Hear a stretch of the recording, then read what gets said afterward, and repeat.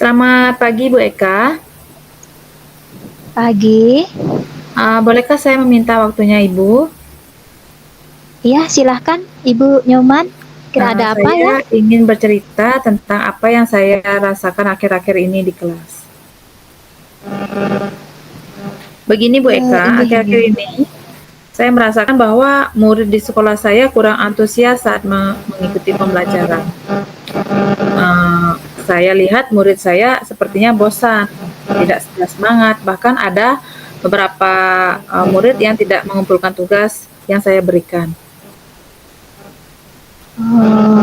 Baik Bu, seperti yang Ibu ceritakan barusan, saya pahami bahwa murid Ibu kurang antusias saat mengikuti pelajaran ya, sehingga menunjukkan perilaku seperti bosan, tidak ada semangat, dan bahkan ada yang tidak mengumpulkan PR. Seperti itu ya Bu?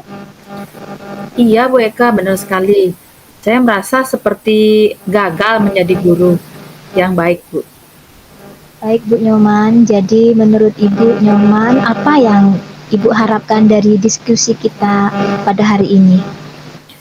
Saya mengharapkan dapat menemukan solusi dari permasalahan ini Bu. Saya ingin membangkitkan keantusiasan murid saya pada saat belajar sehingga mampu meningkatkan motivasinya dalam belajar. Baiklah Bu Nyoman, menurut Ibu, apa penyebab murid yang Ibu empu itu kurang berantusias saat belajar? Kalau saya ingat kembali, hal yang mungkin menyebabkan murid saya kurang antusias adalah pembelajaran saya yang sepertinya membosankan. Terlalu monoton, saya terlalu dominan berbicara, kurang memberikan kesempatan untuk murid untuk bertanya dan berpendapat, dan kurang menggunakan fasilitas kebutuhan belajar murid saya. Oh begitu, jadi menurut penjelasan yang Ibu ceritakan tadi, saya pahami jadi penyebab murid Ibu Nyoman kurang antusias dalam mengikuti pembelajaran karena strategi pembelajaran yang digunakan kurang melibatkan murid ya. Benar seperti itu Bu? Benar sekali, Ibu. Jadi menurut Ibu, gambaran perilaku dari murid yang antusias saat belajar itu seperti apa? Dan kalau direntangkan dengan angka nih, dari angka 1 sampai 10 kira-kira ada di posisi manakah kondisi murid Ibu saat ini dalam mengikuti pembelajaran?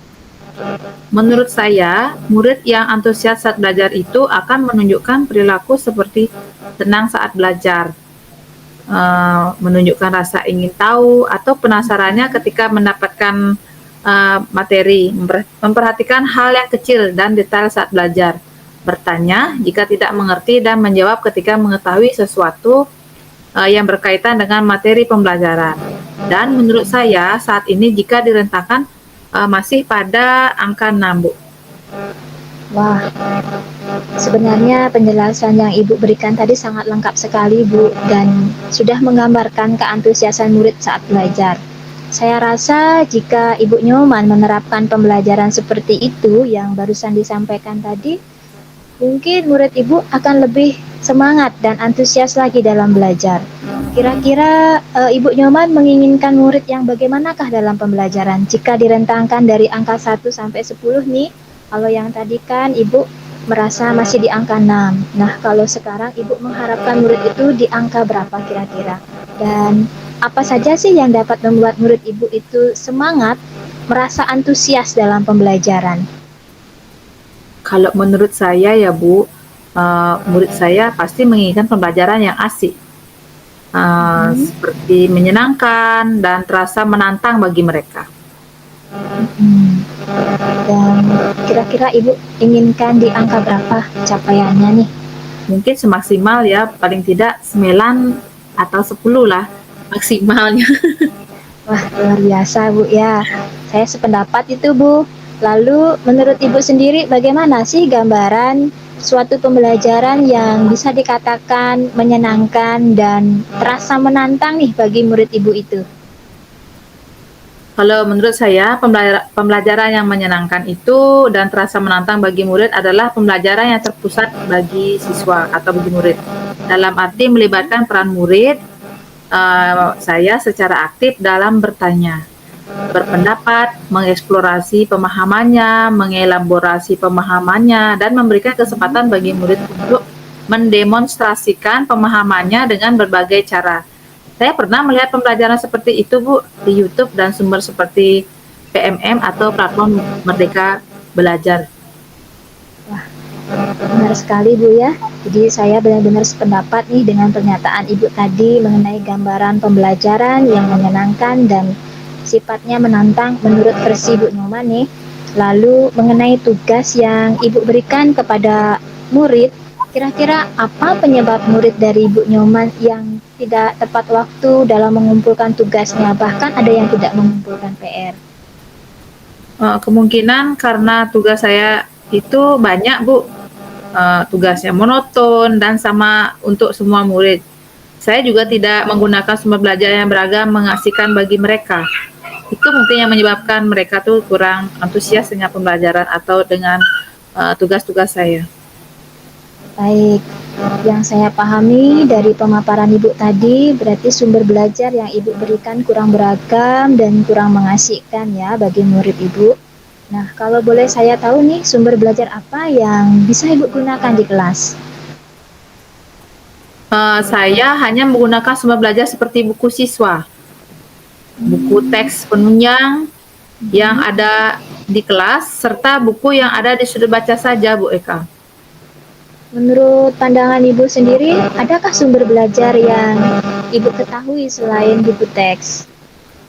Kalau menurut saya banyak sekali, Bu Eka, seperti misalkan berupa video yang ada di YouTube, artikel di blog, rumah belajar, wawancara dengan narasumber di media sosial. Nah, itu juga bisa ya, Bu Eka.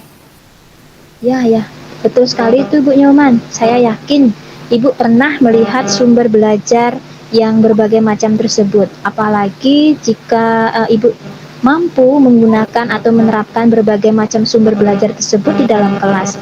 Pasti murid Ibu akan sangat antusias dan semangat saat mengikuti pembelajaran. Iya, Ibu. Saya rasa karena saya tidak memanfaatkan sumber belajar tersebut, makanya murid saya tidak antusias mengikuti pembelajaran.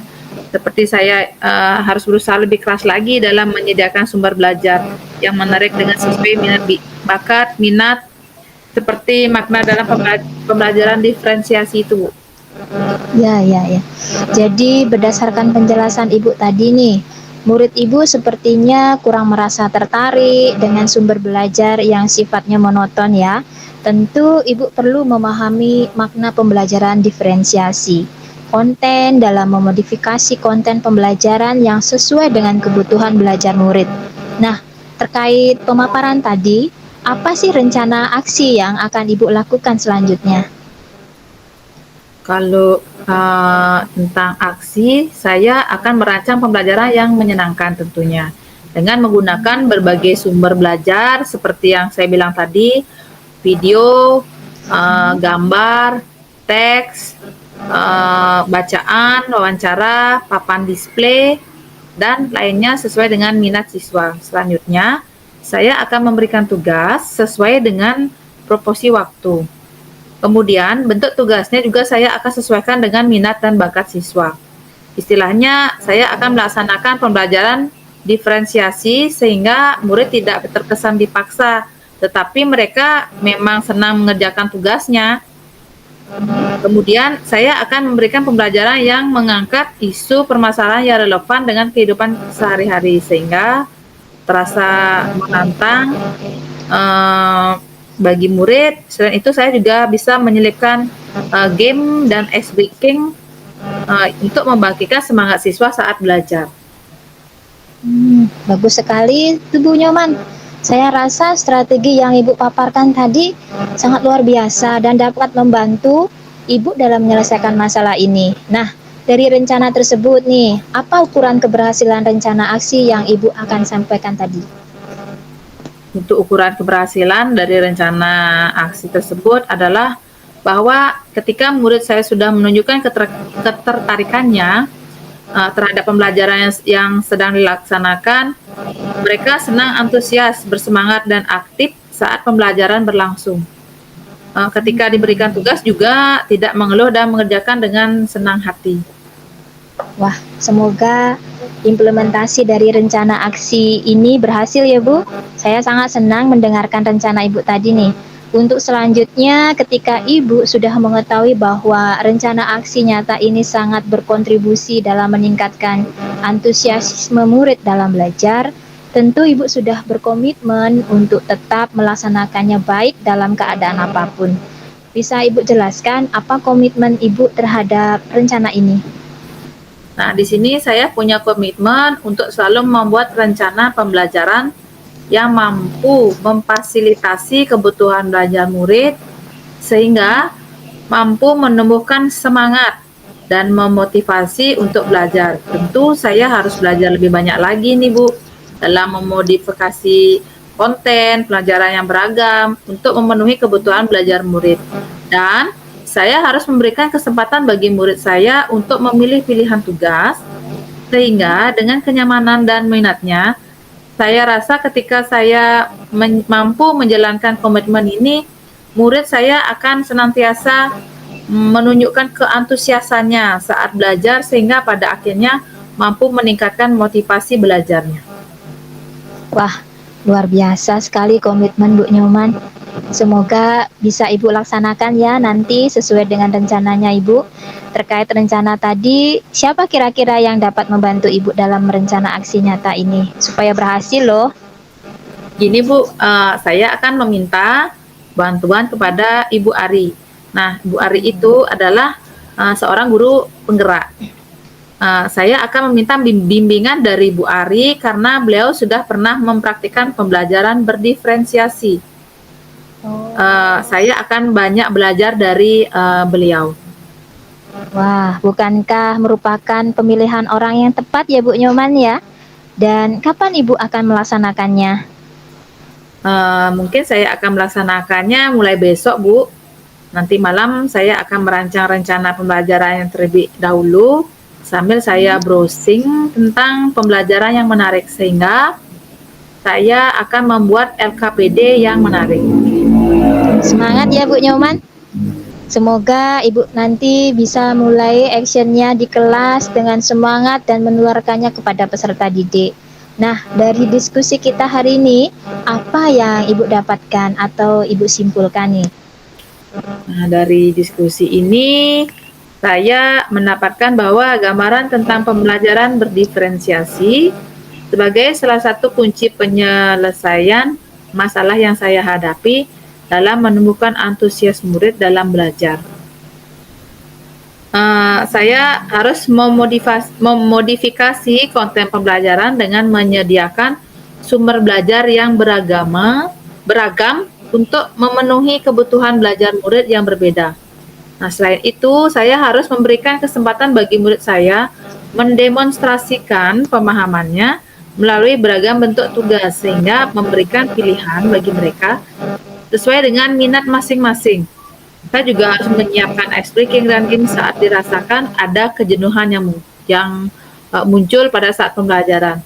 Seperti itu, Bu. Luar biasa, Bu. Manfaat diskusi kita hari ini ya. Mudah-mudahan Ibu nanti jadi mampu menemukan cara yang tepat untuk mengatasi permasalahan yang sedang Ibu hadapi.